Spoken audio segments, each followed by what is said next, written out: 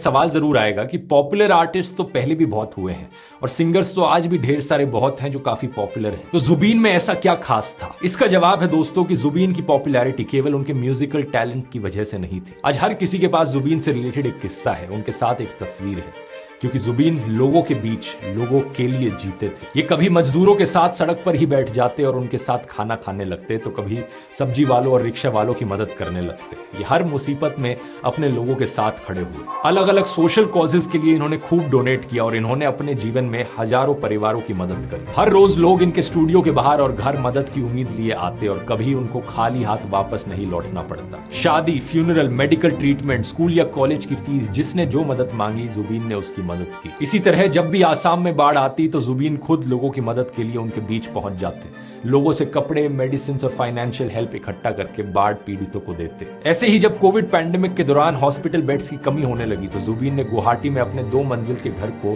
Covid care centre में बदलने का ऑफर दे दिया। कई रिपोर्ट्स के अनुसार जुबीन ने 15 अंडर प्रिविलेज बच्चों को भी अडॉप्ट किया हुआ था। इनमें से एक बच्ची थी काजली। एक दिन जुबीन काम से वापस लौट रहे थे, तभी उन्होंने काजली को देखा। वो डोमेस्टिक हेल्प के तौर पर काम कर रही थी, जहां उसे लगातार अब्यूज किया जा रहा था। तो जुबीन से देखा नहीं गया और उन्होंने ना केवल काजली को रेस्क्यू किया बल्कि उसे अडॉप्ट करके कोर्ट में लीगल बैटल भी लड़ा और जीते। अंडर प्रिविलेज लोगों की मदद करने और हर मुसीबत के समय अपने लोगों के साथ खड़े होने के कारण जुबीन लोगों के रियल लाइफ हीरो बन गए। लेकिन ये सिर्फ कोई फिल्मी हीरो नहीं थे, जुबीन एक बागी भी थे, एक रेबल जो पावर में रहने वालों से हमेशा सवाल करते, चाहे वो पॉलिटिकल हो या रिलीजियस। आप में इतनी बिटरनेस क्यों है? Because I'm a rebel, I'm a fighter.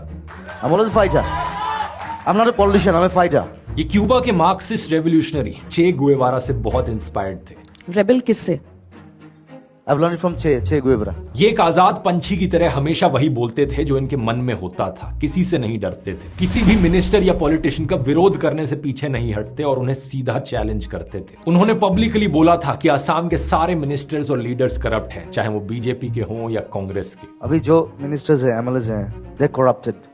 वो बीजेपी हो, कांग्रेस हो, कुछ भी हो। और असम में ऐसा है, मतलब ऐसा एक कल्चरल मिनिस्टर बना देते हैं जिसको कोई मालूम ही नहीं है कल्चर के बारे में। जो एजुकेशन मिनिस्टर है उनको मालूम होना चाहिए कि क्या एजुकेशन क्या है, कैसे होना चाहिए। खुद को नास्तिक बताने वाले जुबीन का यह भी कहना था कि उनकी कोई जाति, कोई धर्म या कोई भगवान नहीं है, वो सिर्फ आजाद है। जन्म से रहे ब्राह्मण, जुबीन ओपनली कास्ट सिस्टम और सोशल डिस्क्रिमिनेशन के हमेशा खिलाफ बोलते थे। कहा जाता है कि जब ये 12th क्लास में थे तभी इन्होंने अपना जनेऊ उतार दिया था और इसे अपने मच्छरदानी में धागे की तरह इस्तेमाल करने लगे थे। इसी तरह मई 2018 में जब बॉलीवुड एक्टर गोविंदा ने गुवाहाटी में मां कामाख्या मंदिर में भैंस की बलि दी तो जुबीन ने इसका विरोध किया। उन्होंने कहा कि कोई भी देवी देवता जानवरों का खून नहीं मांगता, धर्म के नाम पर जानवरों की बलि रुकनी चाहिए। इन्होंने ये तक कहा कि अगर गोविंदा को मां कामाख्या देवी को खुश करना था तो उन्हें भैंस की नहीं बल्कि खुद की बलि देनी चाहिए थी। जुबीन को आसाम के कल्चर और आसामीज भाषा से बहुत प्यार था, लेकिन फिर भी वो कोई शॉविनिस्ट नहीं था।